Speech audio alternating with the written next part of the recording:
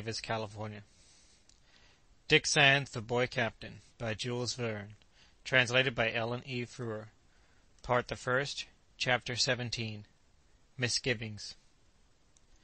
Most travelers who have passed a night in a South American forest have been roused from their slumbers by a matinee musicale, more fantastic than melodious, performed by monkeys as their ordinary greeting of the dawn. The yelling, chattering, screeching, howling, all unite to form a chorus almost unearthly in its hideousness. Amongst the various specimens of the numerous family of the quadrumana ought to be recognized the little mariquina, the saguin, with its party-colored face, the gray mora, the skin of which is used by the Indians for covering their gunlocks, the sapaju, with its singular tuft over the forehead, and most remarkable of all, the guariba, Simia Beelzebul, with its prehensile tail and diabolical countenance. At the first streak of daylight, the senior members, as choragus, will start the key-note in a sonorous baritone. The younger monkeys join in tenor and alto, and the concert begins. But this morning there was no concert at all. There was nothing of the wonted serenade to break the silence of the forest. The shrill notes resulting from the rapid vibration of the hyoid bones of the throat were not to be heard. Indians would have been disappointed and perplexed. They are very fond of the flesh of the guariba when smoked and dried, and they would certainly have missed the chant of the monkey paternosters. But Dick Sands and his companions were unfamiliar with any of these things, and accordingly this singular quietude was to them a matter of no surprise. They all awoke much refreshed by their night's rest, which there had been nothing to disturb. Jack was by no means the latest in opening his eyes, and his first words were addressed to Hercules, asking him whether he had caught a wolf with his teeth. Hercules had to acknowledge that he had tasted nothing all night, and declared himself quite ready for breakfast. The whole party were unanimous in this respect, and after a brief morning prayer, breakfast was expeditiously served by Old Nan. The meal was by a repetition of the last evening's supper, but with their appetites sharpened by the fresh forest air, and anxious to fortify themselves for a good day's march, they did not fail to do ample justice to their simple fare. Even Cousin Benedict, for once in his life at least, partook of his food as if it were not utterly a matter of indifference to him. But he grumbled very much at the restraint to which he considered himself subjected. He could not see the good of coming to such a country as this, if he were to be obliged to walk about with his hands in his pockets, and he protested that if Hercules did not leave him alone and permit him to catch fireflies, there would be a bone to pick between them.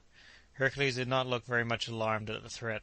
Mrs. Weldon, however, took him aside, and telling him that she did not wish to deprive the enthusiast entirely of his favourite occupation, instructed him to allow her cousin as much liberty as possible, provided he did not lose sight of him. The morning meal was over, and it was only 7 o'clock when the travellers were once more on their way towards the east, preserving the same marching order as the day before. The path was still through luxuriant forests. The vegetable kingdom reigned supreme. As the plateau was immediately adjacent to tropical latitudes, the sun's rays during the summer months descended perpendicularly upon the virgin soil, and the vast amount of heat thus obtained, combined with the abundant moisture retained in the subsoil, caused vegetation to assume a character which was truly magnificent. Dick Sands could not overcome a certain sense of mystification. Here they were, as Harris told them, in the region of the Pampas, a word which he knew in the Quichua dialect signifies a plain. But he had always read that these plains were characterized by a deficiency alike of water, of trees, and rocks. He had always understood that during the rainy season thistles spring up in great abundance and grow until they form thickets that are well nigh impenetrable. He had imagined that the few dwarf trees and prickly shrubs that exist during the summer only stamp the general scene with an aspect of yet more thorough barrenness and desolation. But how different was everything to all this! The forest never ceased to stretch away interminably to the horizon. There were no tokens of the rough nakedness that he had expected. Dick seemed to be driven to the conclusion that Harris was right in describing this plateau of Atacama, which he had for this part most firmly believed to be a vast desert between the Andes and the Pacific, as a region that was quite exceptional in its natural features. It was not in Dick's character to keep his reflections to himself. In the course of the morning he expressed his extreme surprise at finding the Pampas answer so little to his preconceived ideas. "Have I not understood correctly," he said, "that the Pampas is similar to the North American savannas, only less marshy?" Harris replied that such was indeed a correct description of the Pampas of Rio Colorado and the Llanos of Venezuela and Orinoco. "But," he continued, "I own I am as much astonished as yourself at the character of this region. I have never crossed the plateau before, and I must confess it is altogether different to what you might find beyond the Andes toward the Atlantic." "You don't mean that we are going to cross the Andes?" said Dick, in sudden alarm. Harris smiled. No, no, indeed. With our limited means of transport, such an undertaking would have been rash in the extreme. We had better have kept to the coast for ever rather than incur such a risk. Our destination, San Felice, is on this side of the range, and in order to reach it we shall not have to leave the plateau, of which the greatest elevation is but little over 1,500 feet. And you say, Dick persisted, that you have really no fear of losing your way in a forest such as this, a forest into which you have never set foot before? No fear whatever, Harris answered. So accustomed am I to travelling of this kind, that I can steer my way by 1,000 signs revealing themselves in the growth of the trees, and in the composition of the soil, which would never present themselves to your notice. I assure you that I anticipate no difficulties. This conversation was not heard by any of the rest of the party. Harris seemed to speak as frankly as he did fearlessly, and Dick felt that there might be, after all, no just grounds for any of his own misgivings. 5 days passed by, and the 12th of April arrived without any special incident. 9 miles had been the average distance accomplished in a day. Regular periods of rest had been taken, and, except that Jack's spirits had somewhat flagged, the fatigue did not seem to have interfered with the general good health of the travellers. First disappointed of his India-rubber tree, and then of his humming-birds, Jack had inquired about the beautiful parrots which he had been led to expect he should see in the wonderful forest. Where were the bright green macaws? Where were the gaudy aras with their bare white cheeks and pointed tails, which seemed never to light upon the ground? And where, too, were all the brilliant paroquets, with their feathered faces, and indeed the whole variety of those forest characters, of which the Indians affirm that they speak the language of nations long extinct? It is true that there was no lack of the common grey parrots with crimson tails, but they were no novelty. Jack had seen plenty of them before, for owing to their reputation of being the most clever in mimicry of the Psittacidae, they had been domesticated everywhere in both the Old and New Worlds. But Jack's dissatisfaction was nothing compared to Cousin Benedict's. In spite of being allowed to wander around from the rank, he had failed to discover a single insect which was worth the pursuit. Not even a firefly danced at night. Nature seemed to be mocking him, and his ill humour increased accordingly. In this way the journey was continued for 4 days longer, and on the 16th it was estimated that they must have travelled between 80 and 90 miles north-eastwards from the coast. Harris positively asserted that they could not be much more than 20 miles from San Felice, and that by pushing forwards they might expect in 48 hours to find themselves lodged in comfortable quarters. But although they had thus succeeded in traversing this vast tableland, they had not seen one human inhabitant. Dick was more than ever perplexed, and it was a subject of bitter regret to him that they had not stranded upon some more frequented part of the shore, near some village or plantation where Mrs. Weldon might long since have found a suitable refuge. Deserted, however, as the country apparently was by man, it had latterly shown itself much more abundantly tenanted by animals. Many a time a long, plaintive cry was heard, which Harris attributed to the tardigrades, or sloths, often found in wooded districts, and known by the name of ice, and in the middle of the dinner halt on this day, a loud hissing suddenly broke upon the air, which made Mrs. Weldon start to her feet in alarm. "A serpent!" cried Dick, catching up his loaded gun. The negroes, following Dick's example, were in a moment on the alert. "Don't fire!" cried Harris. There was indeed nothing improbable in the supposition that a sucuru, a species of boa, sometimes measuring 40 feet in length, had just moved itself in the long grass at their side, but Harris affirmed that the sucuru never hisses, and declared that the noise had really come from animals of an entirely inoffensive character. "What animals?" asked Dick, always eager for information, which, it must be granted, Harris seemed always equally anxious to give. "Antelopes," replied Harris. "But hush, not a sound, or you will frighten them away." "Antelopes!" cried Dick. "I must see them. I must get close to them." "More easily said than done," answered Harris, shaking his head. But Dick was not to be diverted from his purpose, and gun in hand crept into the grass. He had not advanced many yards before a herd of about a dozen gazelles, graceful in body, with short pointed horns, dashed past him like a glowing cloud, and disappeared in the underwood without giving him time to take a shot. "I told you beforehand what you would have to expect," said Harris, as Dick, with a considerable sense of disappointment, returned to the party.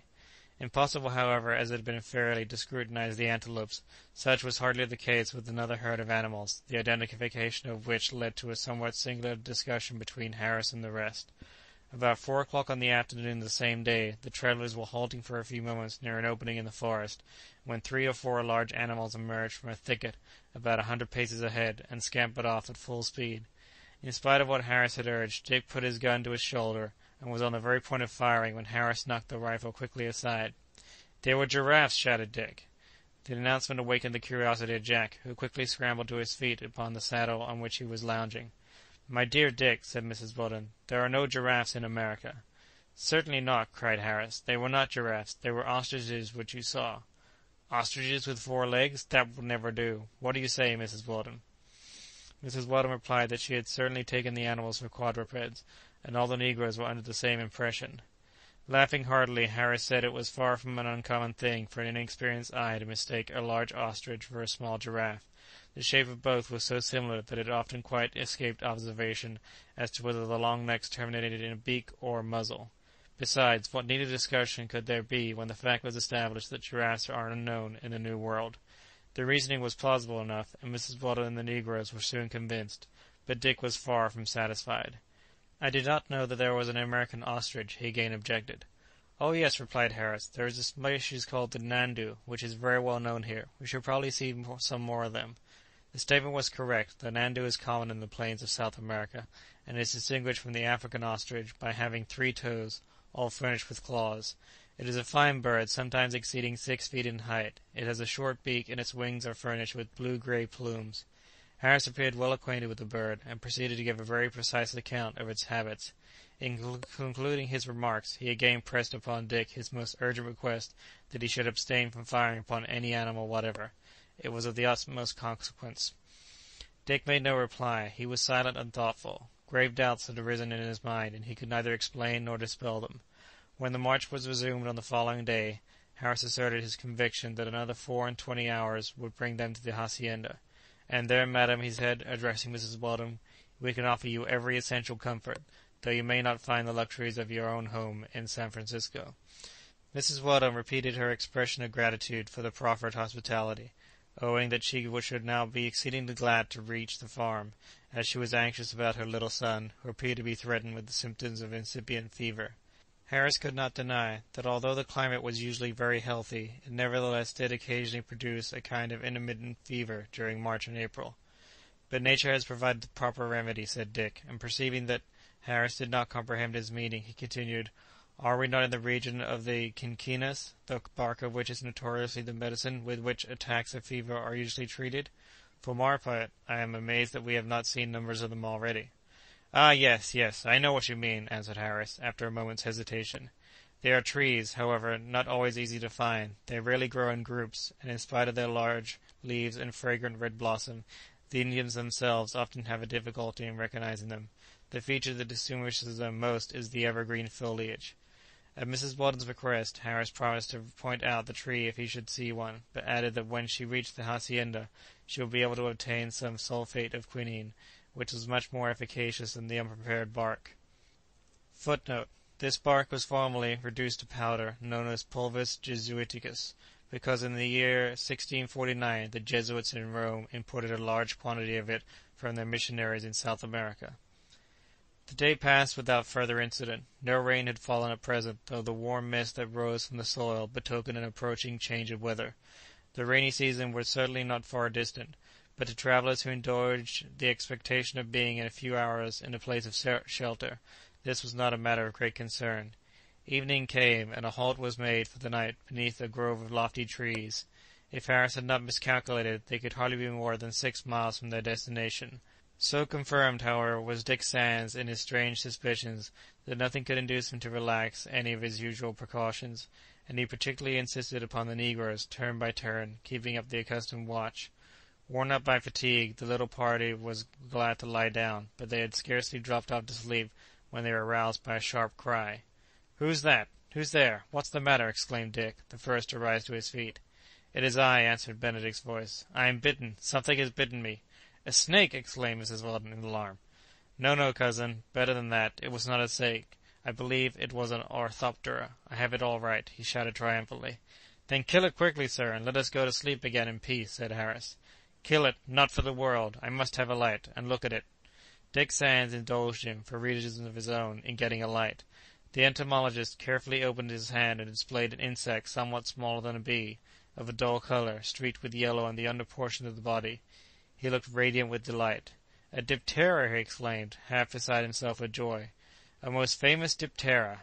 Is it venomous?" asked Mrs. Weldon. Not at all to men. It only hurts elephants and buffaloes." "But tell us its name. What is it?" cried Dick, impetuously. The naturalist began to speak in a slow, oracular tone. "The insect is here a prodigy. It is an insect totally unknown in this country. In America—" "Tell us its name!" roared Dick. "It is a tsetse, sir, a true tsetse." Dick's heart sank like a stone. He was speechless. He dared not ask more. Only too well he knew where the tsetse could alone be found. He did not close his eyes again that night. End of Part the First. Chapter 17. Recording by Alexita Lander, Davis, California. www.alexitalander.com